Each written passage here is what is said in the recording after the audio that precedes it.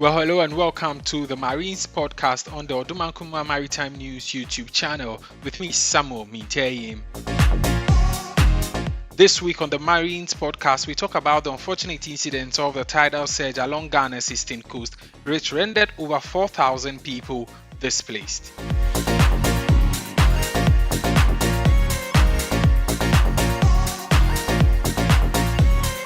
Let's talk the details now. And last week was filled with news of a tidal surge along Ghana's eastern coast, which was well reported by both local and international news outlets. Ghana's leading newspaper outlet, the Daily Graphic, reported that over 15 communities in the Agloga district and the Ketu South municipality of the Volta region were hit by tidal waves. The communities are Fuvemejita, Agblooto, Agbledomi, Achitike, Anyanui, Atoko in the Agloga district, and also in the Ketu South municipality, it was the communities of Amuchinu and Salakope. So many structures along these places were also destroyed, including newly built schools.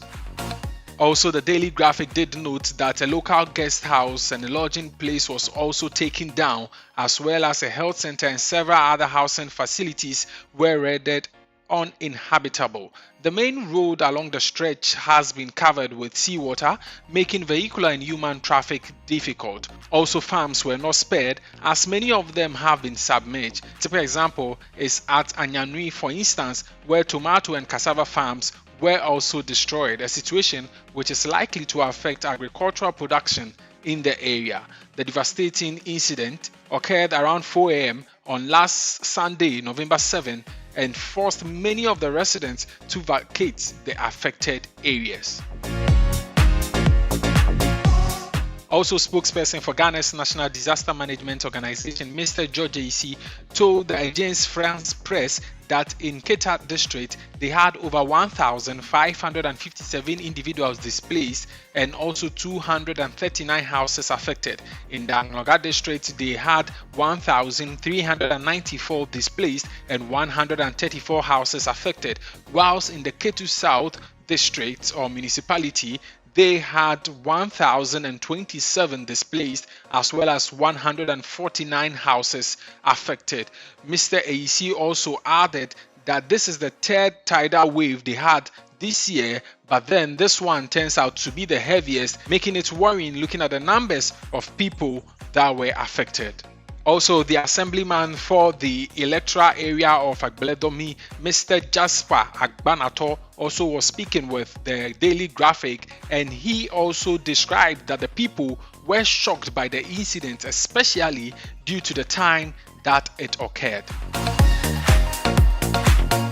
Well, looking at all these, the big question then becomes that what is the way forward? And we have to say that Ghana has tried to mitigate the impact of sea level rise with the construction of a sea defense project, boulders that are piled on top of each other in the sea. The first phase of the Blekusu Coastal Protection Project, which covers 4.3 kilometers of Ghana's southern coast, was completed in 2019. Ghana's Minister for Works and Housing, Mr. Francis Aseno-Boakye, also has been speaking to reporters, and he says that the government will soon commence works on the second phase of this particular project, which could extend it from 4.3 kilometers to 8 kilometers at the minimum. He emphasized that the project, when completed, will help protect the Ketu South coastal stretch and improve on its economic activities, as well as create jobs for indigents. It is very easy for us to leave the conversation on the fact that, well, yes, there was a tidal surge or a tidal wave, so in order to curb it, let's just build coastal defense structures. However, to understand what's really going on, activities of the area need to be put in question. And one of such activity is the sandwinding activities that goes on in the Keta municipal area. As a result, the Keta Municipal Assembly, at an emergency municipal security meeting on last Wednesday, November 10, placed a ban on sandwinding activities at its beaches with immediate effect and until further notice. The ban is part of measures adopted by the Municipal Assembly to curb sea erosion that has been blamed largely for the recent tidal waves that wrecked people's homes in that enclave uninhabitable.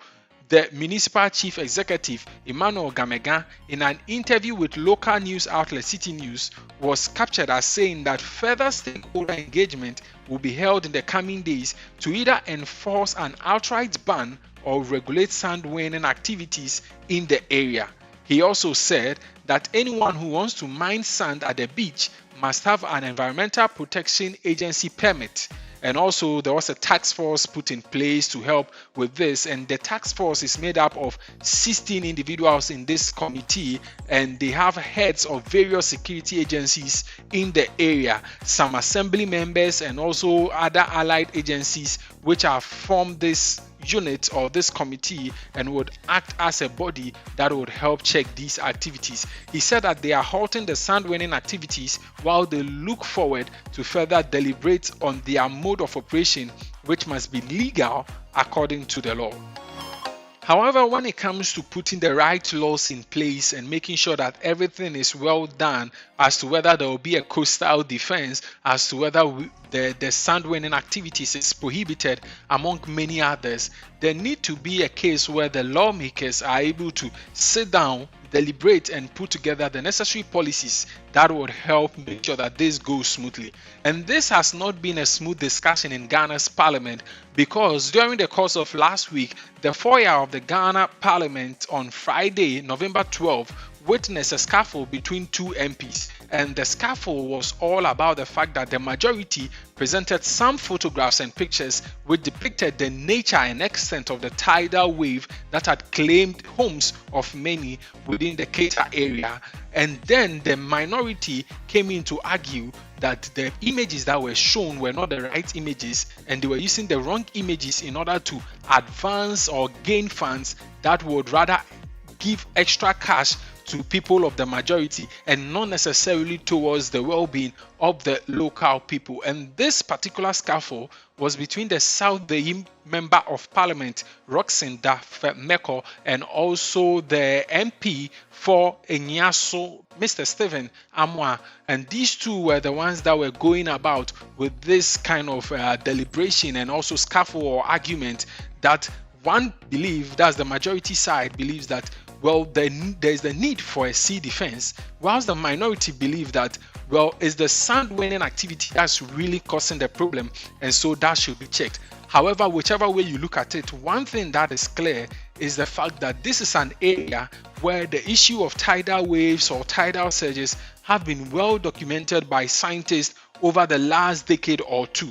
However, these works that have been made have all been left on the shelf, and not much have really been done in order to understand what's going on and to be able to put up good structures or good policies in order to help the local people survive this, as to whether keep the local people there or move the local people to a different place. So these are some of the things, and if you would remember, a couple of weeks ago we spoke about the issue of disappearing cities, and some of these villages were also noted as places that were prone to some of these things. And it is something that it is known, but the works being done to ensure that these things are kept are not being well calculated, because if they are well calculated, these things can be avoided. If it's a place that the sea defense structures cannot be well built or cannot be well constructed to protect, then the people need to be moved to a different place. And if it is a place that the people have to be kept at all costs, then the right defense measures has to be put in place. And this is a situation that has not been well done, because the first phase of the project finished in 2019. That is roughly over 2 years now, and nothing has been done. And after this particular incident, it has now provoked the need for the continuation of the second phase of the project. So are we waiting to see a disaster? Are we waiting to see a situation where people are rendered homeless or lives are lost before there is action being taken? That's not the best way to go about things, but we all hope that the government would put in place the right measures and be more proactive rather than reactive when it comes to issues of this nature. If you say we will go on about this, we could go on and on and on, but time will not permit that. And this has been the Marines Podcast on the Odumankuma Maritime News YouTube channel. For more maritime news, log on to odumankuma.com. Also subscribe to this channel if you are new, and do not forget to like, share, and also drop your comment in the comment section. Get interactive on Facebook and LinkedIn is Samuel Minte Eyim, whilst on Twitter and Instagram is at Eyim Minta. Till same time next week, take care of the environment and see you next time.